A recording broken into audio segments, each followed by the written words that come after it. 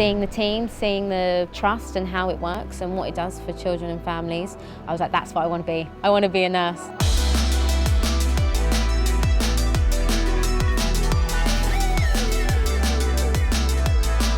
I started off as a healthcare support worker and have transitioned into a healthcare assistant. I started at Great Ormond Street last year in May. Having no clinical experience, it was all training on the job, and that's been an absolute whirlwind.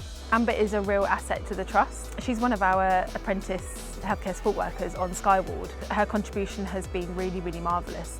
During the pandemic, when that kind of happened in March, things changed within the Trust. A lot of our surgeries were then cancelled for patients so that they weren't at risk of coming into a hospital environment. Quite a few of us were then able to put ourselves forward to volunteer, and I love kind of getting really stuck in, and that particular volunteering was at the Nightingale at the Excel. She really sort of jumped in at the deep end and has really proven herself to be a real asset and a real champion for patient care, for teamwork, and really upholding all of the Trust values. It just meant my role changed completely. I loved the idea of being able to put myself forward into a new situation and learn within that new situation. So here I work with children. Going to the Nightingale meant working with adults, being able to adapt my experiences of working with peds and then transition those skills with intensive care adults. It come with some difficulties.